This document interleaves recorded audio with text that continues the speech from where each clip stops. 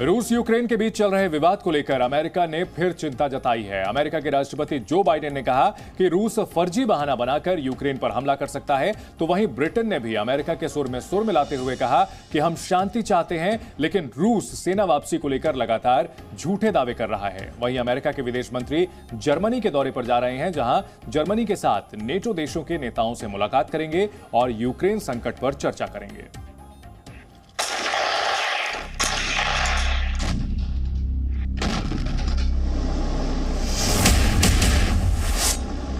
Огонь!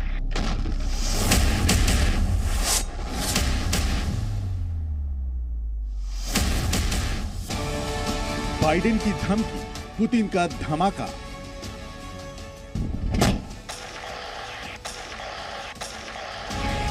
युद्धाभ्यास या शक्ति प्रदर्शन?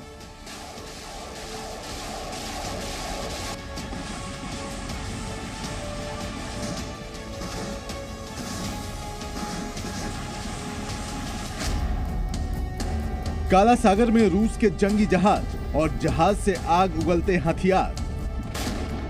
रूस और यूक्रेन के बीच चल रहे तनाव ने तीसरे विश्व युद्ध की आशंका को बढ़ा दिया है।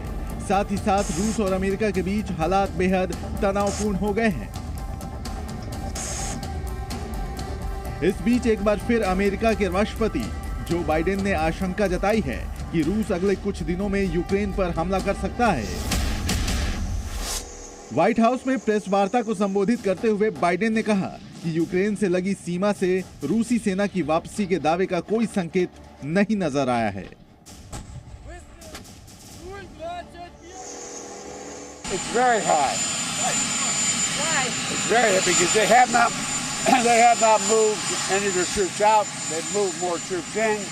Number one. Number two, we have reason to believe that they are engaged in a false flag operation. They have an excuse to go in.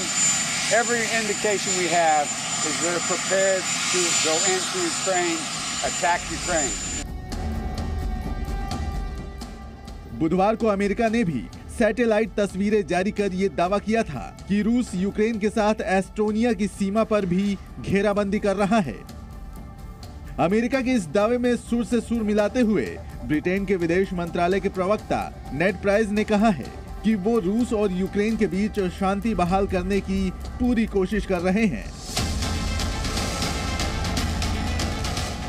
लेकिन रूस सेना वापसी को लेकर जो दावे कर रहा है वो सही नहीं है, बल्कि रूस ने हाल के दिनों में यूक्रेन की सीमा पर सेना की संख्या बढ़ा दी है।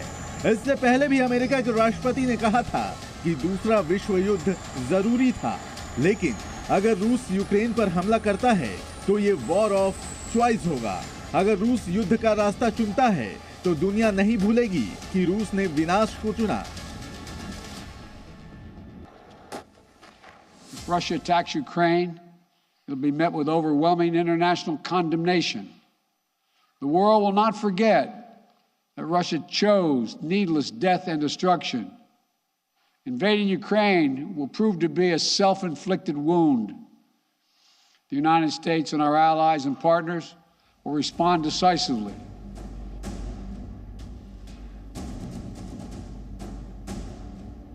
इस विवाद के बीच रूस ने मॉस्को में अमेरिका के वरिष्ठ राजनयिक बार्ट गोरमन को निष्कासित कर दिया है, जिसकी अमेरिका के विदेश विभाग ने भी पुष्टि कर दी है। हालांकि रूस ने बार्ट गोरमन को निष्कासित करने की कोई वजह नहीं दी है,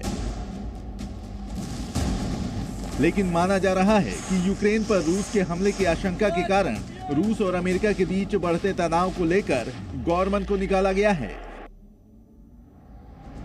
यूक्रेन से विवाद में ना पुतिन झुकने को तैयार हैं, ना बाइडेन रुकने को तैयार हैं। अब सारी दुनिया की नजर इस बात पर है कि क्या युद्ध टलेगा या तनाव वर्ल्ड वॉर में बदलेगा। ब्यूरो रिपोर्ट, जी मीडिया।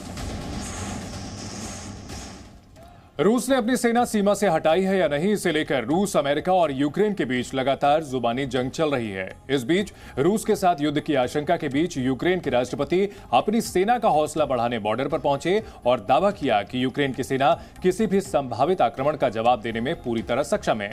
वहीं अमेरिका की सेनेट ने यूक्रेन के समर्थन में एक मत होकर प्रस्ताव पारित किया है।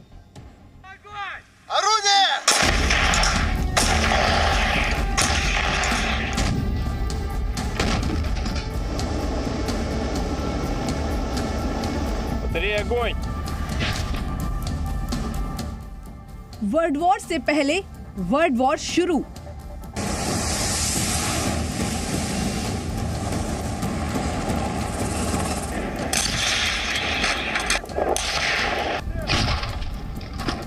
होगा या टलेगा युद्ध?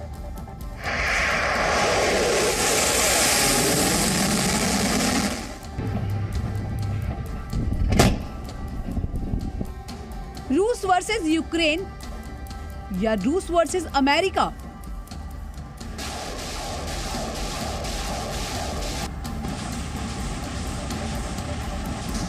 रूस अमेरिका के चल रहे विवाद के बीच दोनों देशों की तरफ से लगातार दावे किए जा रहे हैं।